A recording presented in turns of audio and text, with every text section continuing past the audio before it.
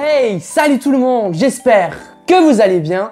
Aujourd'hui, on se retrouve pour une vidéo un peu spéciale où je vous raconte pourquoi est-ce que je suis devenu vegan. Aussi, je vous invite à partager en commentaire vos propres expériences afin de voir comment est-ce que chacun a pu faire son propre parcours vers le véganisme. Je vous invite à rester jusqu'à la fin pour voir mes propres conseils pour rester et devenir vegan. Mais avant ça, pour que ce soit fait, comme ça on n'en parle plus, je vous invite, si vous aimez la vidéo, à la liker, à la partager et surtout à vous abonner. Franchement, c'est un super soutien que vous apportez à la chaîne. Merci beaucoup. Alors, c'est fait? Super, let's go, c'est parti!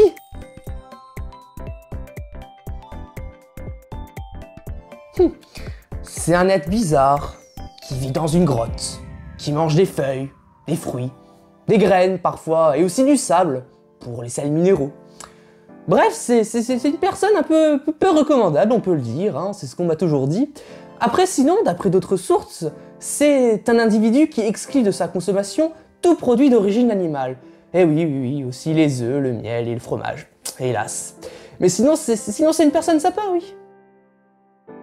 Alors, moi, aujourd'hui, alors je vous parle, je suis vegan depuis maintenant 6 mois. Alors, jusqu'à aujourd'hui, j'ai pas des bras qui ont poussé, j'ai pas des cheveux qui ont commencé à tomber ou à boucler de manière un peu bizarre. Non, je suis normal pour l'instant, j'ai pas de carence non plus. Donc bon, c'est un bon début. Mais sinon, pourquoi est-ce que je suis devenu vegan? Concrètement, pourquoi? Ben, déjà, je vais casser les rêves et les mythes de nombreux d'entre vous. Je ne suis pas devenu vegan pour les animaux. Je m'explique. Je pense que lorsque l'on veut devenir vegan, chacun a son propre parcours, a son propre mode de réflexion qui l'amène, qui le conduise à ce mode d'alimentation et à ce mode de vie tout court. Et moi, eh bien, les animaux, j'aime ça. Les chiens, les chats, les animaux de compagnie en général, je les aime bien, j'adore ça même, surtout les chats, c'est mon animal préféré. C'est du spécisme, n'est-ce pas? Non, mais plus concrètement. Allez, au début, tout ce qui était animaux de pâturage, que ce soit les vaches, les cochons, les oies, les canards, enfin bref, tous les trucs qu'on pouvait manger, bah, j'aimais ça, mais sans plus, voilà, c'était des animaux qui étaient destinés à notre propre alimentation. Donc, en soi, les animaux, ils sont vraiment sortis de mon champ d'appréciation pourquoi devenir vegan. Après, sinon, j'ai commencé à m'interroger plus précisément comment bien s'alimenter en général, hein, quels sont les produits nocifs à ne pas manger, qu'est-ce qui est préférable de manger, qu'est-ce qui est préférable de faire, de cuisiner, bref, je me suis vraiment renseigné là-dessus. Et au début, eh ben, j'étais pas du tout vegan, je me focalisais sur le fait maison, comment faire le plus fait maison possible, hein. Je suis même parti sur la confection de beurre, hein, pour vous dire, et en vrai, c'était plutôt bon, hein, j'avais plutôt bien réussi. Donc franchement, j'étais content de moi et tout ça, mais il me manquait quelque chose. Je voulais aller plus loin dans ma réflexion. Et du coup, j'ai commencé à me renseigner sur, véritablement, qu'est-ce qui peut, dans l'alimentation, causer des maladies. Et là, surprise, eh ben, c'est beaucoup de produits d'origine animale, hein. Les produits laitiers, la viande, les œufs surtout, le cholestérol dans les œufs, mon Dieu. Donc franchement, c'est là que j'ai commencé à me dire que il y a quelque chose qui coince, il y a un problème. Et ben, je me suis dit, pourquoi pas tenter d'être vegan? Alors au début plutôt flextarien, parce que j'avoue qu'il y avait des moments, que ce soit la famille ou les lieux où j'étais, bah, il n'y avait pas de possibilité d'être vegan. Donc du coup j'essayais tout au mieux d'être végétarien. Mais c'était vraiment un processus très long, hein. Tout ça pour améliorer ma santé. Voilà. C'était vraiment le point principal de mon changement d'alimentation, c'est la santé. Pas les animaux. Non, messieurs, c'était la santé. Après, sinon, dans une autre approche, j'ai aussi commencé à m'intéresser sur les aspects environnementaux. C'est-à-dire, qu'est-ce qui peut me permettre, moi en tant que citoyen français, d'améliorer mon impact sur l'environnement, ou du moins de le réduire profondément. Et bah là, je me suis aussi rendu compte que la viande et les produits laitiers, ou plus généralement tous les produits d'origine animale, c'est pas écolo-friendly, hein, comme on peut dire. Ah non, pas du tout. Hein. Pour faire en général, en grosso modo, c'est environ 14,5% des gaz à effet de serre. Sans compter les produits chimiques qu'on peut déverser sur la planète. Hein. Juste les gaz à effet de serre. 14,5%. Mais c'est énorme. C'est même plus, il me semble, que comment on appelle ça, les transports sur toute la planète. Donc voilà, quand on nous dit d'aller prendre le bus ou de prendre la trottinette pour aller d'un point A à un point B, c'est cool, c'est bien, mais Non, ça va pas changer grandement notre impact. Non, non, c'est surtout notre alimentation qui change. Donc du coup, c'est sur 2 points où j'ai commencé à devenir vegan. C'était la santé primordiale, puis l'environnement. Et ensuite, c'est là que ça vient, vous inquiétez pas, vous affolez pas, c'est là que ça vient où les animaux ont commencé à avoir une place importante. C'est-à-dire que j'ai commencé à me rendre compte, au fur et à mesure de mes informations, de mes recherches, que les animaux, c'est pas ce qu'on nous dit. L'élevage, c'est pas ce qu'on nous dit. C'est pas le petit pâturage de nos petites fermiers à côté. Alors bien sûr, ça existe, mais c'est très rare. C'est pas les petits pâturages de nos fermiers à côté où les vaches sont super bien nourries, où elles sont super bien traitées, où elles peuvent vivre longtemps avant d'être abattues. Bon, voilà, elles sont quand même abattues, mais voilà, elles vivent quand même bien. C'est rare. Généralement, c'est dans des fermes, des 1000 vaches, dans des immenses hangars privés d'air, de soleil, il n'y a que de la lumière artificielle. Bref, c'est vraiment l'enfer. Et c'est là que j'ai commencé à me dire que faut peut-être faire quelque chose, faut quand même changer. Et donc du coup ça a renforcé cet aspect sur le côté animal, il faut vraiment changer nos habitudes. Donc voilà, donc c'était ça surtout mon parcours, donc en 3 étapes, d'abord la santé, puis l'environnement, puis les animaux en dernier, malheureusement. Mais il y a quand même les animaux au final, donc au final, c'est bien quand même. Sinon, si vous voulez plus d'informations sur les sujets que j'ai dit auparavant, je vais vous mettre en lien des articles qui vont vous expliquer plus en détail ce que j'ai expliqué dans cette vidéo, c'est-à-dire l'environnement, en quoi c'est néfaste pour l'environnement de consommer des produits d'origine animale, tout ce qui est sur la santé, bref. Je vais vous mettre ça en article, comme ça, tout le monde sera ravi.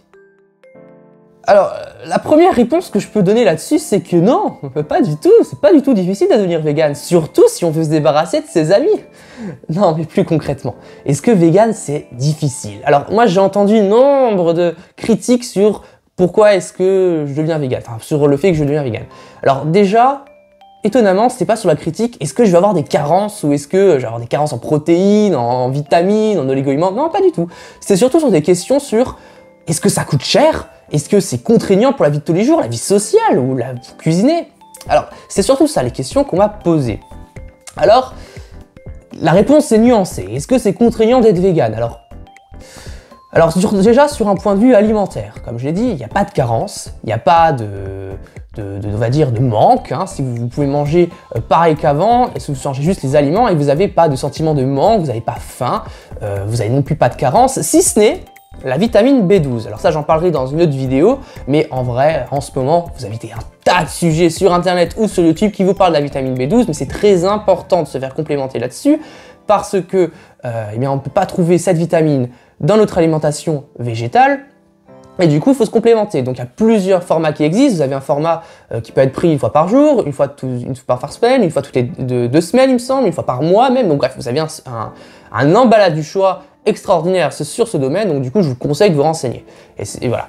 Après, sinon, pour en revenir sur est-ce que c'est compliqué d'être vegan? Donc encore une fois, non, pas du tout. Bien sûr, ça peut avoir des inconvénients pour votre vie sociale, surtout si vous êtes le seul vegan de votre famille.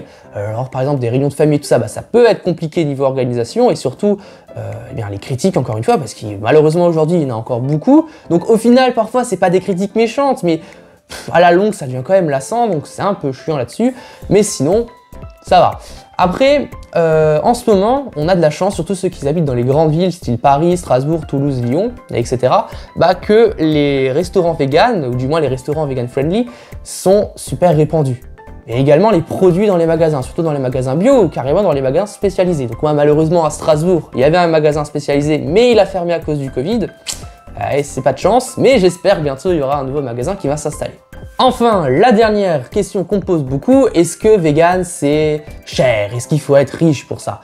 Alors encore une fois, la réponse est nuancée. Si vous ne faites qu'acheter des produits qui sont ultra transformés ou qui sont tout préparés et qui sont vegan, là forcément la note va augmenter, c'est sûr. C'est comme pour les produits omnivores. Que lorsque vous avez des produits qui sont préparés, je vous invite à regarder le prix au kilo, ça monte vite, hein. Surtout si vous le comparez à une préparation faite maison. Donc forcément, il y a des problèmes. Mais après, sinon, généralement, non, c'est pas cher. Pourquoi? Parce qu'être vegan, je parlerai dans d'autres vidéos, mais c'est s'alimenter en quoi principalement? Des légumineuses, des céréales, des fruits et des légumes. Bref, C'est ça l'alimentation. Et finalement, les légumes et les légumineuses pardon, et les céréales, bah, c'est très peu cher, surtout si vous l'achetez en vrac. Les fruits et légumes, alors, si vous les achetez de saison, c'est pas cher, et sinon, vous pouvez les acheter congelés. Moi, c'est ce que je fais parfois, et ça vaut presque rien. Et après, sinon, vous pouvez avoir quelques petits extras, c'est sûr. Par exemple, le fromage, qu'est-ce qu'il y a d'autre encore? Tout ce qui est simili-carné, que vous n'avez pas envie de faire vous-même, ce qui est compréhensible, bref. Bien sûr, vous avez des produits qui vont coûter plus cher que la moyenne. Mais si vous comparez à ce que vous allez acheter à côté qui est pas cher du tout, au final, vous avez une balance qui se fait et bah, c'est pas plus cher. En tout cas, pour moi, c'est pas plus cher. Et c'est pour ça que j'ai créé cette chaîne YouTube, pour vous permettre, pour ceux qui n'ont pas d'idée ou pour ceux qui trouvent que franchement c'est cher d'être vegan, bah que non, on peut faire des recettes simples, savoureuses et économiques. Alors au final, vegan, est-ce que c'est compliqué de l'être? Encore une fois, je le répète, la réponse est nuancée. Au début, ça va être difficile, surtout au niveau de votre famille ou de votre entourage. Si vous avez un entourage plus ou moins compréhensif ou plus ou moins enclin à devenir végétarien ou vegan, eh ben, forcément, ça va être plus facile que si vous êtes dans une famille super carnivore qui ne mange que ça à longueur de journée. Donc voilà, ça peut être difficile. Encore une fois aussi, ça peut être difficile si du jour au lendemain, vous passez d'être omnivore à être vegan. Là, c'est sûr que si la veille vous mangez un steak tartare, des œufs, des produits laitiers et que le lendemain vous commencez à manger avec un houmous avec des carottes, là c'est sûr que vous allez vous dégoûter pour le truc.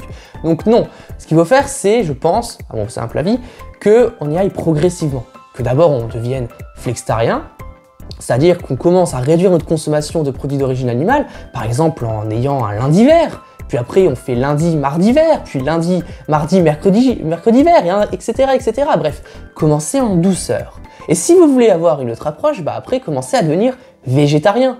Comme ça, vous commencez déjà à enlever une partie des produits d'origine animale. La viande, on va y arriver, la viande et le poisson, voilà, il vous restera les œufs et les produits laitiers, ce qui est généralement le truc le plus difficile à se séparer, donc déjà là-dessus vous serez bien fait. Et si vous associez ça au flextarisme, ce que je vous ai dit tout à l'heure, bah, vous allez aller progressivement, et au final bah, ça va être très facile de devenir vegan, parce qu'au fur et à mesure, votre corps et votre psychisme surtout va s'habituer à ne manger que des produits végétaux, il va complètement oublier l'aspect animal de la chose, donc finalement, on peut arriver à quelque chose de sympa. Surtout, moi, ce que je vous conseille de faire, c'est que si vous êtes omnivore, mais que vous souhaitez devenir vegan, mais que vous y voyez plein de réticences, eh bien, c'est de mettre sur papier une liste de toutes les choses qui vous ne vous font pas envie dans le véganisme, ou du moins qui vous empêchent de le devenir. Une fois que vous aurez fait ça, eh bien, vous pourrez voir ce qui est vraiment important et ce qui ne l'est pas. C'est-à-dire, si c'est des questions de santé, ça peut arriver. Là, c'est compréhensif, c'est normal, donc forcément, devenir vegan, ça va être plus compliqué pour vous. Mais si ce sont que des raisons, c'est-à-dire des raisons de connaissance, c'est-à-dire comment remplacer telle et telle chose par son homologue végétal ou comment m'organiser de la vie de tous les jours, eh bien, si ce n'est que ça, bah franchement, bienvenue dans le véganisme, parce que comme on l'a vu précédemment, c'est très facile de le devenir, ou du moins si on est organisé, avec le temps, eh bien on peut le devenir. C'est possible. C'est pas quelque chose d'extraordinaire qui n'est réservé qu'à un petit marché de niche, non, non. Tout le monde peut devenir vegan. Vraiment, sauf bien sûr, comme je l'ai dit, pour des problèmes de santé ou autres. Donc, vraiment, devenir vegan, ce n'est absolument pas compliqué, il faut juste avoir l'envie de le devenir, comprendre les enjeux, pourquoi est-ce qu'il faut devenir vegan, aujourd'hui en tout cas dans notre société moderne au XXIe siècle. Donc voilà, donc franchement devenir vegan, non c'est pas compliqué, il faut juste avoir de l'organisation et avoir envie. En tout cas, personnellement, je vous donnerai plusieurs conseils au fur et à mesure de mes vidéos pour devenir vegan et surtout beaucoup de recettes de cuisine, des vlogs et pourquoi pas des surprises. En tout cas, j'espère que cette vidéo vous aura plu, moi en tout cas ça aura été un plaisir de la tourner. On se retrouve mercredi prochain pour une nouvelle vidéo. À plus!